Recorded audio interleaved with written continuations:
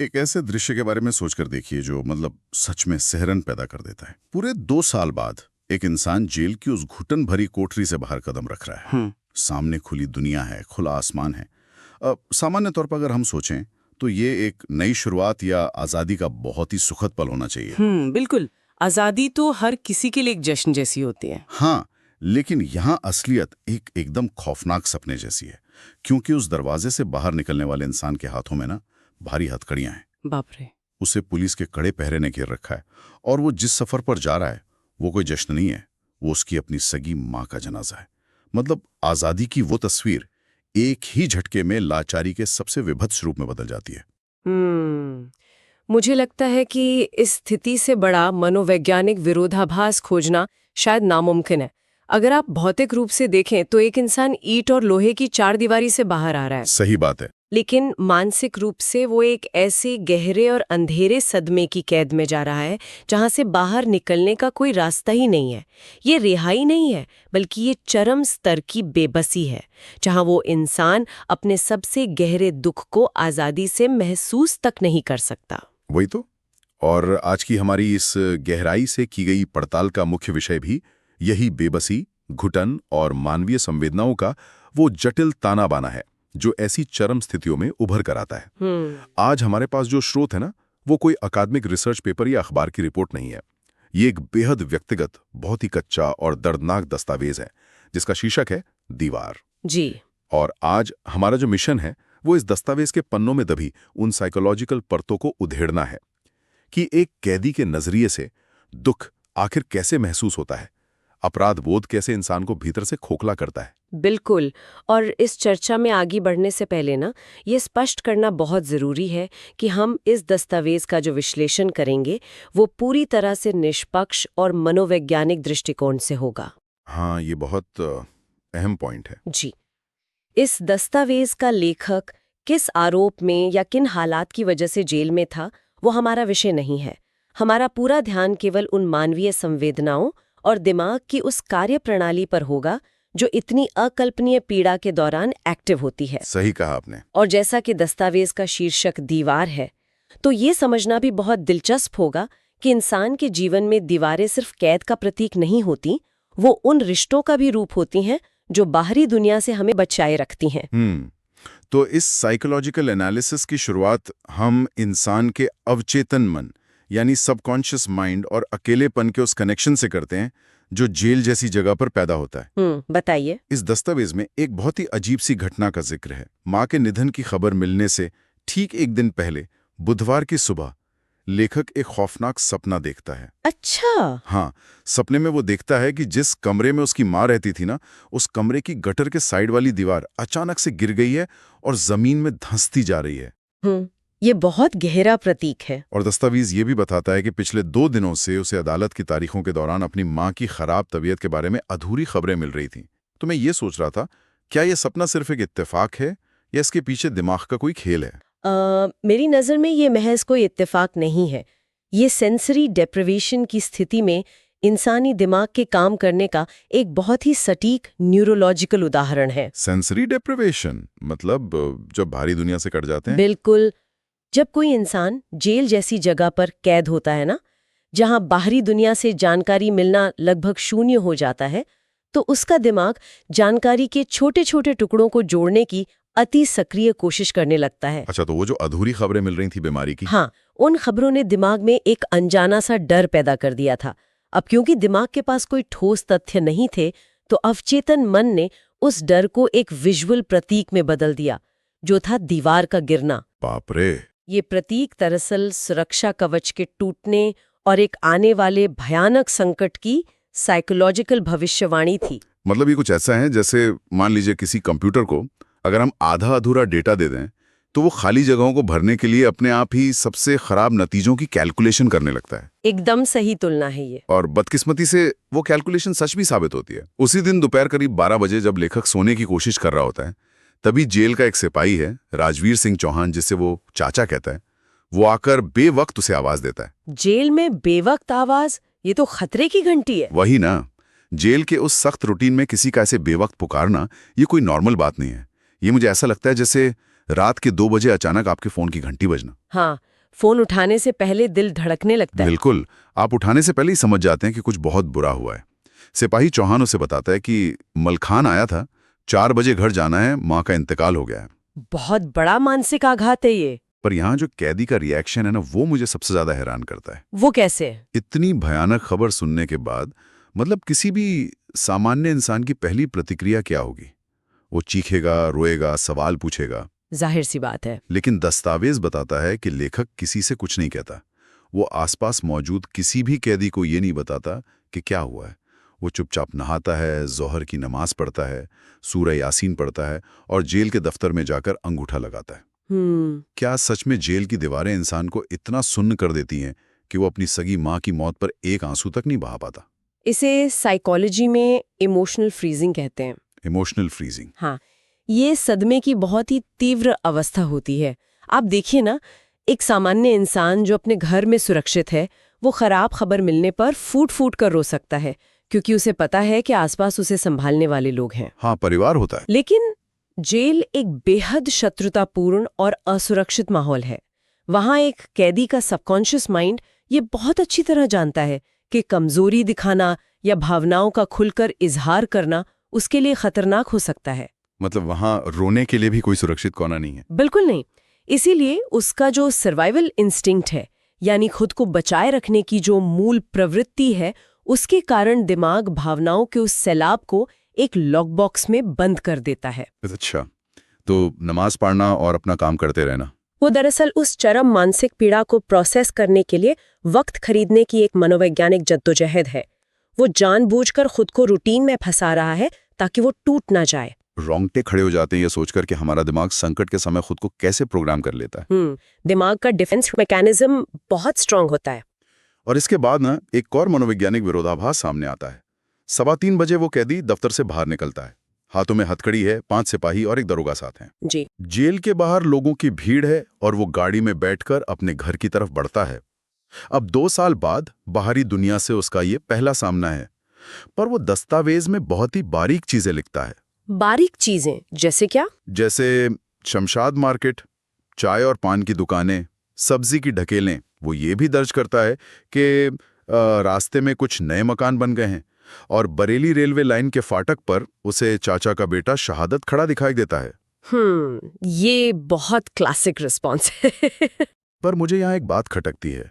अगर कोई इस दस्तावेज को बस ऊपर ऊपर से पढ़े तो शायद उसे लगे कि यार ये कैसी असंवेदनशीलता है। हाँ, ऐसा लग सकता है। मतलब एक बेटा अपनी माँ के जनाजे में जा रहा है और उसका दिमाग ये नोट कर रहा है कि रास्ते में कौन सा नया मकान बना है। मैं समझ सकती हूँ कि पहली नज़र में ये संवेदनहीनता लग सकती है, लेकिन अगर हम इसे न्यूरोलॉजी के नज़रिए से देखें ना, तो ये दिमागी बचाव का एक बहुत ही जटिल तंत्र है। अच्छा। हाँ, इसे हाइपर विजिलेंस और कॉग्निटिव ओवरलोड के संदर्भ में समझना चाहिए। इसे एक बहुत ही सिंपल उदाहरण से समझते हैं। जी बताइए। मान लीजिए एक इंसान 2 साल तक एक बिल्कुल अंधेरे कमरे में कैद था। अचानक उसे बाहर निकालकर एकदम चिलचिलाती धूप में खड़ा कर दिया जाए तो क्या होगा? उसकी आंखें तो एकदम चुंधिया जाएंगी। बिल्कुल, उसकी आंखों का लेंस तुरंत एडजस्ट नहीं हो पाएगा। वो हर छोटी बड़ी रोशनी, हर परछाई को बहुत तेजी से कैप्चर करेगा। जेल के एकांतवास के बाद उस कैदी के दिमाग का शटर पूरी तरह से खुला हुआ है। ओह, तो वो एक ओवर एक्सपोज्ड कैमरा की तरह काम कर रहा है। एकदम सही। उसका दिमाग बाहरी दुनिया की हर छोटी छोटी विजुअल डिटेल को बिना फिल्टर किए एक स्पंज की तरह सोख रहा है। लेकिन उस पीड़ा का क्या जो उसके अंदर चल रही है, माँ की मौत का सदमा। वहीं पर दिमाग के सर्किट ब्रेकर का सिद्धांत काम आता है। उस कैदी के दिमाग में दुख का जो स्तर है ना, वो उसकी मानसिक बर्दाश्त की सीमा को पार कर चुका है। अगर दिमाग अपना पूरा फोकस केवल उस दुख पर रखेगा तो इंसान का नर्वस सिस्टम पूरी तरह से काम करना बंद कर सकता है। वो शायद बेहोश हो जाए या पैनिक कर जाए। बाप रे, तो मतलब दिमाग जानबूझकर उसका ध्यान भटका रहा है। जी, दिमाग खुद को पूरी तरह टूटने से बचाने के लिए जानबूझकर अपना ध्यान उन बेजान चीजों पर लगा देता है, जैसे वो चाय की दुकान या नए मकान। ये मस्तिष्क की सर्किट ब्रेकर प्रणाली है जो इंसान को विक्षिप्त होने से बचाती है। ये एक बहुत ही अद्भुत लेकिन दर्दनाक वैज्ञानिक सच्चाई है। हमारा शरीर हमारे मन को जिंदा रखने की कितनी कोशिश करता है। बिल्कुल। लेकिन ये जो सर्किट ब्रेकर है ना, ये भी तब जवाब दे जाता है जब वो घर की चौखट पर पहुंचता है। हाँ, क्योंकि वहां हकीकत सामने आ जाती है। वही तो। ये वो चौखट है जहां से उसने 2 साल पहले विदाई ली होगी, और घर के अंदर का नजारा किसी तबाही के बाद बचे मलबे जैसा है। गैलरी के बीचों बीच लोहे की चारपाई पर मां सफेद कफन में लेटी है। शमीम भाई गले लगकर बहुत रोते हैं। और यहाँ एक और दिल दहला देने वाली लाइन है। क्या? वो लिखता है कि बचपन से मां से तकरार करने के बावजूद वो अपनी मां की बंद आंखों से आंखें नहीं मिला पा रहा है। घर के अंदर कदम रखते ही वो जो बाहरी नजारों से खुद को भटकाने की कोशिश कर रहा था ना, वो भ्रम टूट जाता है। वास्तविकता अब बिल्कुल सामने है, कफन में लिपटी हुई। और इस वास्तविकता में सबसे बड़ी रुकावट हैं वो लोहे की बेड़ियां। दस्तावेज में आगे लिखा है कि शीबा, जो कि संभवतः उसकी पत्नी है, सामने कुर्सी पर बैठी है। उसकी आंखें पथराई हुई हैं, उसे कोई होश नहीं है, वो बस टकटकी बांधे देखे जा रही है। बेटी गोद में बैठकर रो रही है, जिसे रिश्तेदार संभाल रहे हैं। बहुत ही दर्दनाक नजारा है। मुझे ना ये हथकड़ियों वाला हिस्सा सबसे ज्यादा बेचैन करता है। आप सोचिए, एक सामान्य इंसान ऐसे समय में क्या करेगा? वो आगे बढ़कर अपनी बेसुध पत्नी को गले लगाएगा, अपनी रोती हुई बच्ची को सीने से लगाकर ढांढस बंधाएगा। हाँ, यही इंसानी फितरत है। हाँ, लेकिन ये पैदी ये सिर्फ दूर से खड़ा देख सकता है। हथकड़ियां केवल उसके हाथों को नहीं जकड़े हुए हैं, बल्कि उसके एक पिता और एक पति होने के अस्तित्व को भी जकड़े हुए हैं। इसे साइकोलॉजी में कॉग्निटिव डिसोनेंस का एक बहुत ही क्रूर रूप कहा जा सकता है। कॉग्निटिव डिसोनेंस मतलब दिमागी उलझन। हाँ, देखिए, मानव मस्तिष्क इस तरह से प्रोग्राम किया गया है कि संकट या दुख के समय हम अपने प्रियजनों को शारीरिक स्पर्श से सांत्वना देते हैं। ये हमारी एक बेसिक बायोलॉजिकल और सोशल वृत्ति है। गले लगाना या हाथ पकड़ना। बिल्कुल। मस्तिष्क बार बार शरीर को सिग्नल भेज रहा है कि आगे बढ़ो, पत्नी को संभालो, बच्ची को गोद में लो। लेकिन शरीर उन हथकड़ियों के कारण ऐसा करने में पूरी तरह असमर्थ है। और जब शरीर वो सिग्नल पूरा नहीं कर पाता तो क्या होता है? तो वो अनकही सांत्वना और बाहर ना आ पाने वाला दुख अंदर ही अंदर एक बेहद जहरीले अपराध बोध यानी टॉक्सिक गिल्ट में बदल जाता है। ये शारीरिक लाचारी उस मानसिक आघात को 10 गुना बढ़ा देती है। बाप रे। और ये अपराध बोध उस वक्त अपनी चरम सीमा को पार कर जाता है जब वो आखिरी बार अपनी मां के चेहरे को छूता है।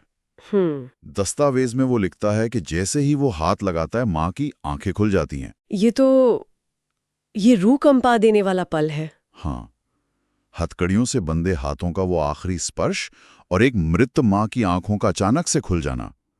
अगर हम अंधविश्वास को किनारे भी रख देना तो भी इस दृश्य का जो मनोवैज्ञानिक वजन है वो इतना भारी है कि इसे शब्दों में समेटना मुश्किल लगता है। अगर हम इसे विज्ञान के नजरिए से देखें तो मृत्यु के बाद मांसपेशियों के शिथिल होने यानी पोस्टमार्टम रिफ्लेक्स के कारण आंखें खुल जाना एक सामान्य बायोलॉजिकल प्रक्रिया हो सकती है। हाँ, साइंस तो ये कहता है। लेकिन जब हम उस कैदी की साइकोलॉजिकल स्थिति की बात कर रहे हैं ना, तो बायोलॉजी यहाँ पीछे छूट जाती है। वो कैसे? उस कैदी का दिमाग जो पहले से ही भयंकर गिल्ट से भरा हुआ है, वो उस बायोलॉजिकल घटना को एक अंतिम फैसले के रूप में इंटरप्रेट करता है। अच्छा, वो उसे कोई इशारा मान लेता है। जी, वो उन खुली आंखों को देखता है और महसूस करता है कि माँ उससे कुछ पूछ रही है जिसका जवाब वो नहीं दे सकता। ये घटना जीवन भर के लिए उसे क्लोजर यानी मानसिक शांति मिलने के रास्ते को हमेशा के लिए बंद कर देती है। और वो अशांति उसके साथ कब्रिस्तान तक जाती है। बारिश की वजह से कब्र की मिट्टी नरम हो गई है। मिट्टी देते वक्त उसका पैर फिसलता है। हथकड़ी लगे हाथों से अपनी मां को कब्र में मिट्टी देना, मतलब एक बेटे के लिए इससे बड़ी विडंबना और क्या हो सकती है? शायद कुछ नहीं। और ठीक इसी पल उसके मन में जो बात आती है वो है अपना दूध माफ न करा सका। ये केवल एक पारंपरिक वाक्य नहीं है, ये उस पीड़ा का सार है कि जब मां को उसके सहारे की, उसके कंधों की सबसे ज्यादा जरूरत थी, तब वो गायब था। बिल्कुल, ये अपना दूध माफ ना करा पाना दरअसल उस कर्ज को चुकाने में असमर्थता का एहसास है जो इंसान जीवन भर ढूंढता है। वो हथकड़ियां इस बात का फिजिकल प्रूफ बन जाती हैं कि उसने एक बेटे के रूप में अपनी जिम्मेदारियां खो दी हैं। लेकिन इसी कब्रिस्तान के दृश्य में ना एक और दिलचस्प बात उभर कर आती है। वो क्या? जब जनाजे की रस्में चल रही होती हैं, लोग आ रहे होते हैं, गले मिल रहे होते हैं, तो उस भारी दुख के बीच लेखक के मन में एक विचार आता है। वो सोचता है, मुझे एहसास हुआ कि इंसान को बुरा नहीं होना चाहिए। वैसे मुझे खुशी है कि मैं किसी के लिए भी बुरा नहीं हूं। मुझे यहां थोड़ा अजीब लगता है। एक इंसान पुलिस हिरासत में अपनी माँ के कब्र पर खड़ा है और वो समाज में अपनी अच्छाई या बुराई के बारे में सोच रहा है। इसके पीछे क्या लॉजिक हो सकता है? इसका लॉजिक उस सामूहिक सहानुभूति और सोशल कनेक्शन में है जो वो अपने आसपास देख रहा है। हम इंसान स्वभाव से सामाजिक प्राणी है ना। बिल्कुल। जब किसी अपने की मृत्यु होती है तो उस खालीपन को भरने के लिए समाज के लोग इकट्ठा होते हैं। जब वो कैदी इतने सारे लोगों को रोते हुए और अपने परिवार को ढांढस बंधाते हुए देखता है तो उसका दिमाग उस सामाजिक मान्यता को एक एंकर या सहारे के रूप में इस्तेमाल करता है। अच्छा, मतलब उसे एक तरह का दिलासा मिल रहा है। हाँ, उसे ये तसल्ली मिलती है कि भले ही व्यवस्था ने या कानून ने उसे अपराधी मानकर जेल में डाल दिया हो, लेकिन उसके मोहल्ले और समाज के लोग अभी भी उसे और उसके परिवार को बुरा नहीं मानते।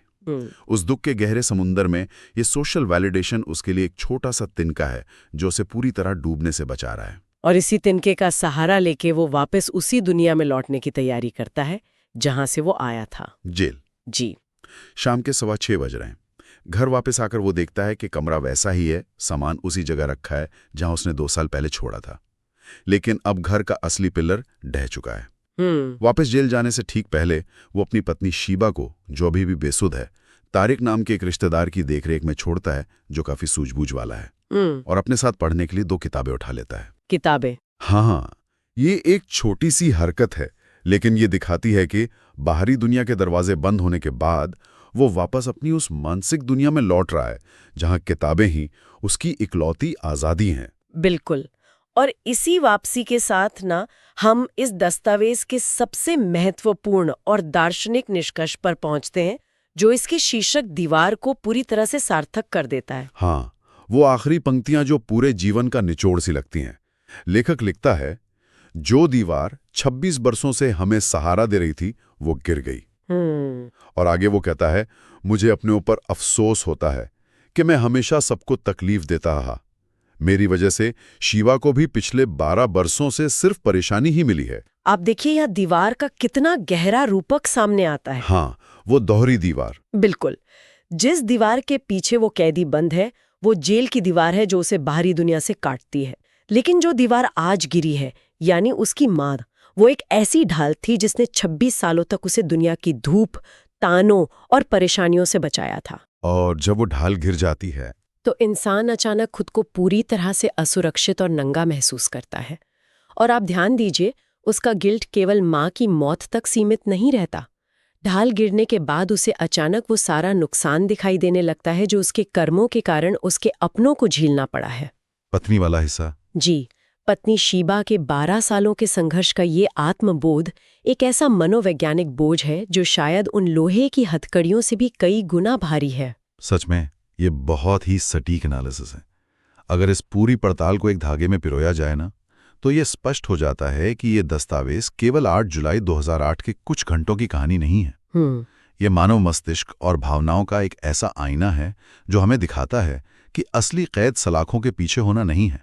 असली कैद वो है जब आप भौतिक रूप से अपनों के बीच मौजूद हों, लेकिन हथकड़ियों और हालात के कारण उनके दुख को बांट ना सकें, उनके आंसू ना पहुंच सकें। बिल्कुल। शरीर पर लगी बेड़ियों से ज्यादा पीड़ादायक वो मानसिक लाचारी है जो इंसान को अंदर ही अंदर काटती रहती है। और यदि इस व्यक्तिगत दस्तावेज से बाहर निकलकर ना हम इसे एक व्यापक मानवीय नजरिए से देखें तो ये बात साफ हो जाती है कि हम सभी के जीवन में ऐसी अदृश्य दीवारें मौजूद होती हैं। हाँ, कोई ना कोई होता ही है।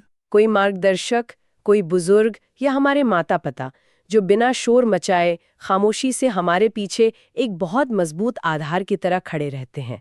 और अक्सर उनका महत्व उनके मौजूद रहने पर हमें समझ नहीं आता। ये तो हम इंसानों की फितरत है। जी, जब अचानक वो दीवार ढह जाती है और दुनिया की सीधी धूप हम पर पड़ती है, तभी इंसान को एहसास होता है कि वो कितना असुरक्षित था और उस सहारे ने उसे कितनी चोटों से बचा रखा था। ये एक बहुत ही गहरा विचार है जो मतलब हमें खुद की जिंदगी टटोलने पर मजबूर कर देता है।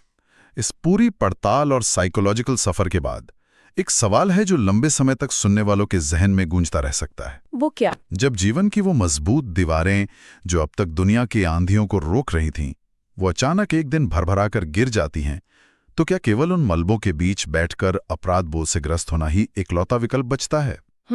या फिर उन गिरे हुए पत्थरों को समेटकर खुद को इतना मजबूत करना जरूरी है कि आने वाले समय में हम खुद अपनों के लिए एक नई दीवार बन सकें? ये सोचने वाली बात है। ये दस्तावेज ये सोचने पर मजबूर करता है कि क्या हम उन खामोश दीवारों का कर्ज उनके रहते हुए अदा कर पाते हैं। कहीं ऐसा तो नहीं कि आज़ाद होते हुए भी हम अपनी भाग दौड़ और व्यस्तताओं की ऐसी बेड़ियों में जकड़े हैं जो अपनों के दुख सुख में पूरी तरह शामिल होने से हमें रोक रही हैं। बिल्कुल। इस विचार को मन में रखकर अगर आप लोग अपने आसपास देखेंगे ना, तो शायद उन अदृश्य सहारों की अहमियत और बेहतर ढंग से समझ आ सके। आज की इस पड़ताल में बस इतना ही।